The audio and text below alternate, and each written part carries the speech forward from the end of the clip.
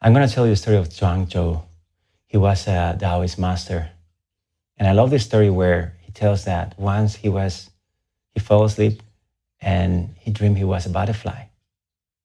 And it was a very intense and vivid dream where he was flying from one place to another and having the full life experience of a butterfly. It was so intense that when he woke up and he became again Zhuang Zhou, he wondered if he was Zhuang Zhou dreaming of a butterfly, or if he was a butterfly dreaming that he was Zhuang Zhou.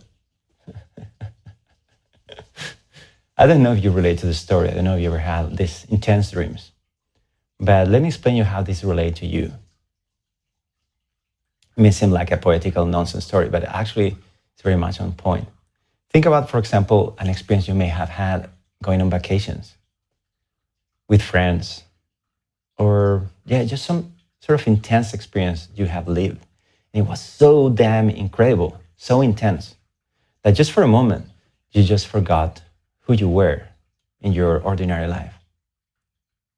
And then you go back home and you maybe go back to your work or to whatever you do, and life just feels normal, and your character, your energy, everything changes. And it would be a really good question to think, who is the real you? Where the real you is the one that you show off in this big experience with all this intensity, you felt alive, you felt full, or is this the normal you have in everyday life, which is way more, you may have even different personality traits. Well, what the story is telling you is that actually both or none of them,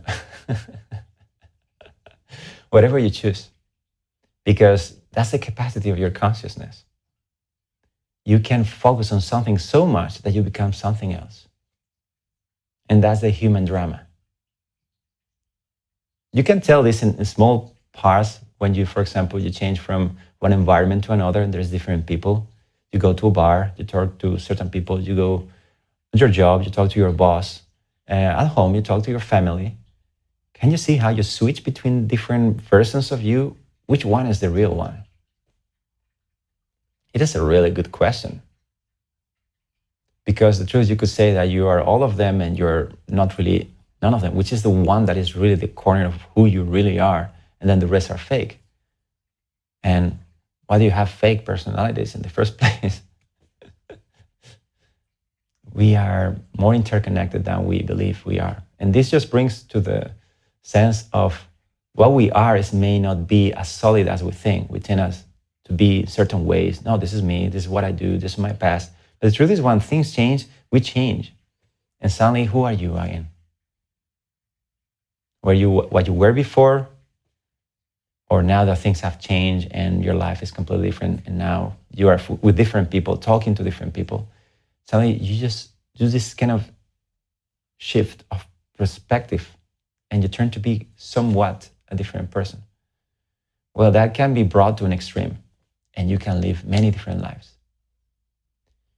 You can go to a movie. You can go so deep into a movie, like kids will go to the story. My kid, when you read him a story, he's just like so full and he would just go crying and he will get scared. He was like full impact of the story because he's so deeply in. And I remember that when you go out of the movies, for example, sometimes you will feel that.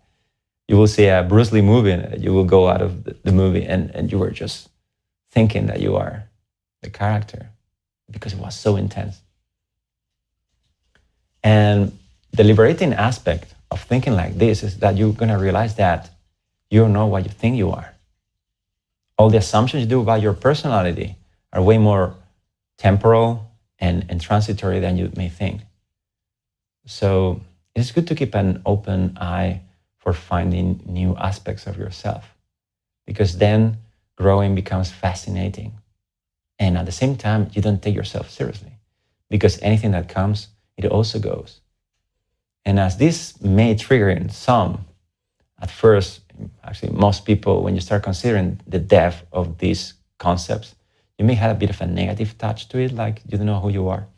The truth is that that's the way you have to go through to get to the other place, where you realize that what you are is that never changes. Whatever happens in your life, when you're happy, tomorrow you're not happy. This happened, that happened. And there's all these modifications, but ultimately, there is the real you who's always there. That's your job. That's the core of meditation. To find what is there always, beyond the transitory experience of time and space. And when you get there, when you discover that you have been always there, you are always you. When you leave your thoughts about who you are, you're not a butterfly, you're not Zhuang Zhou. You're not you, you're not me. Ultimately, you are just the space where all these experiences are lived. And that brings about the freedom and the joy, the recognition.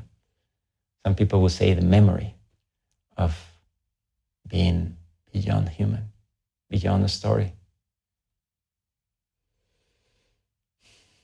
So, are you a butterfly? Are you a person dreaming of a butterfly? Who are you? Think about that. Think about how you change your personality through your day and ask yourself, which one is the real you? And over time, you realize that actually sort of none of them and all of them, in the sense that none of them is a solid, real you. So you won't take it seriously. That's good. That's very liberating. You take the burden out of many aspects of yourself. And then at the same time, you are there all the time. So everything is you, to the point that everything you observe is you. You're open to the experience. And that's how you remember your natural joy that has never, not even the slightest, you haven't departed from your joy. You have included all the thing, all the illusion of who you think you are inside of the joy. Just let it come and go. You don't need to push it. Just let it flow. Now you're this, now you feel like this, tomorrow you're like that, you feel like that. Let that all dance of your character, your personality just dance around. And just observe from the background the you that never changes and has no boundaries. It's not limited by a body or a mind.